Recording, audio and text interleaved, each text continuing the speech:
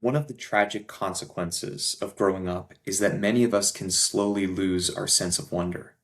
But I think that finding the right books, rediscovering the right books, can help us to find it again. Wonder comes from many different places. It can come from profound poetry, natural science, great children's literature, philosophy, nature, myth. And the six books in this video each helped me to rediscover a different aspect of wonder that I lost in different ways at different times. So if you feel like life has become a little too familiar lately, I hope that one of these books does the same for you. The first is Endurance by Alfred Lansing, so it's actually a nonfiction pick here. Endurance tells the extraordinary true tale of Ernest Shackleton and his crew's fight for survival when their ship becomes trapped in the Antarctic ice and slowly crushed during the first attempted, obviously failed, trans-Antarctic expedition.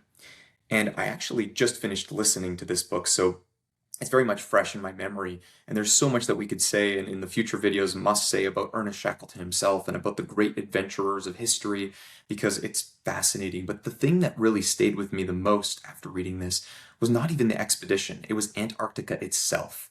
Lansing completely captures the continent with just this vivid description that you can't help but be overwhelmed by. The endless ice, the silence, the massive, interminable storms, the crushing pressure of the sea, the sheer scale and bleakness of the landscapes, and you can see the deep influence in other writers like Lovecraft, the Mountains of Madness and whatnot. But all of this reminds you that nature is just so much bigger and stranger than we allow ourselves to remember. And I think sometimes all it takes to rediscover wonder is reminding ourselves how astonishing the natural world really is. This book by Lansing does this brilliantly, so I highly recommend checking out Endurance by Lansing. Next, I want to talk about William Blake. Now, if I had to nominate just one poet of wonder, it might just be Blake, because Blake really walked that incredibly fine line between genius and madness, and obviously sometimes crossed over it. So, honestly, when you read him, you have to be careful and you have to keep that in the back of your mind and be cognizant of that. But really, Blake at his best totally understands wonder in a way that very few writers, I think, ever have or possibly ever will. This wonder with childlike intensity, especially in his book Songs of Innocence and of Experience, which is probably his most famous one. The poems, the illustrations, The Lamb and the Tiger are the two probably most famous poems that come from this. But there's so many unforgettable moments in Blake's poetry that really reminds us of the wonder of the world around us. My favorite one is obviously his very famous line, "To see a world in a grain of sand and a heaven in a wildflower." Beautiful, beautiful stuff. Blake reminds us that eternity can hide inside the smallest of things. And that is absolutely true. When we learn science, we realize the same thing. There's infinite depth once we go to a molecular level. But he understood this intuitively. If we only learn how to look, we can see so much more around the world. So reading him just makes the ordinary world feel so much more extraordinary and so much more mysterious. So I highly recommend you check out Blake. Third, I have one of my favorite books, which is The Little Prince, or Le Petit Prince. This one honestly contains so much wisdom. Children's literature is just so rich in its sense of wonder when it's done right. And perhaps there's even more wisdom in children themselves than in adults when it comes to questions of wonder. The Little Prince has really become one of my favorite books. I've talked about it many times before. I even made a whole video just going on a deep dive into this book alone. And I'm often reminded that in adulthood, it often means forgetting things that we once knew intuitively, instinctively, imagination, compassion, care, how to notice interesting things in the world or small things in the world. This is a very beautiful, gentle, nostalgic book, but beneath its simplicity, it's got extraordinary depth. There's something strangely moving about the story of the author as well. Antoine de Saint-Exupéry disappeared after, I think it was during the Second World War. He was flying and his plane vanished over the Mediterranean. And for decades, nobody knew exactly what became of him. Even today, there's still kind of a question. There's something almost poetic about that, and the sense of wonder of the world. Like, there's still so much we don't know, even though we fashion ourselves, we think of ourselves as so knowledgeable modern people that know everything. And it feels somehow like the ending to one of his own stories, to this story as well, which is a weird parallel. It kind of bends your mind if you allow yourself to really think about that. So, real historical events, as well as great children's literature, I think both deepen the sense of wonder in the world, and in this case, certainly deepens the sense of wonder surrounding this book. So, I highly recommend The Little Prince. Now, fourth on my list, I have Cosmos by Carl Sagan. Now, I love the way that Carl Sagan thinks. He might just be one of the greatest communicators, not just of science. I mean, he's famous for being a great science communicator, but communicators of wonder to have ever lived. His sense of awe is just super genuine. It's really contagious, at least for me. When I read it, I really found myself feeling so much better about the world, so much more inspired and interested. And you can really feel it on every page when you're reading Cosmos. I've read Cosmos several times now, and every time I finish it, I find myself walking outside, looking up at the night sky, thinking of the world beyond our world, and really just reflecting, allowing myself to be moved by the vastness and incomprehensibility of space. The universe is just unimaginably vast. Billions of years, billions of galaxies, distances our minds can not fathom, we can't comprehend. And Sagan never leaves you feeling insignificant, which is one of the really interesting things about the way he presents this. He wrote another book, Pale Blue Dot, right? But it's a little dot, but it's also Earth, and it contains art and beauty and meaning and all this. So it's so little compared to everything, but it's also so much. And that sense of wonder is just beautiful to me. He leaves us feeling fortunate to exist. So if I look back on one of the early ones, like Endurance, which reminds us that our own planet is full of wonder and things we can't understand, the vastness of the ocean, the inhospitality of Antarctica and other places like the Sahara Desert. You have Cosmos to remind you of the universe beyond our world, which is just as astonishing as the physical world. So I highly recommend Cosmos. My fifth recommendation veers a little bit off here. It veers into the realm of philosophy. It's a bit of an outlier, but The Guide for the Perplexed by Maimonides, this is one of the most difficult books on the list.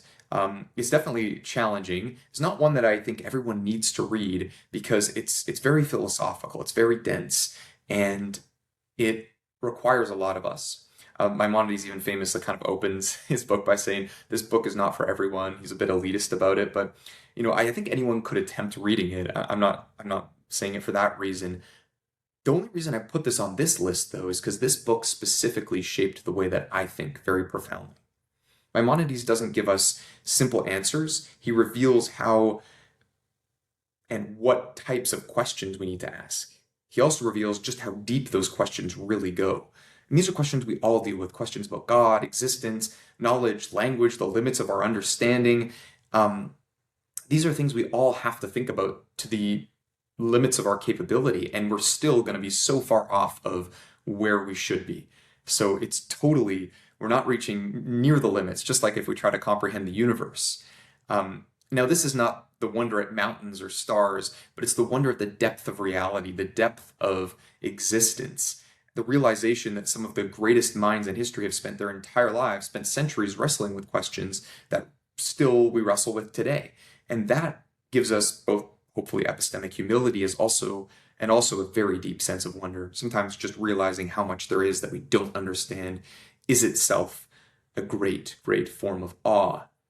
And before my final pick, I wanted to throw in a few honorable mentions as well that easily could have made the list, simply because there is so much more here. One is the Divine Comedy. I thought of putting this on the list, but I thought it was a little bit darker than what I was going for, but it's certainly one that will get you a sense of awe.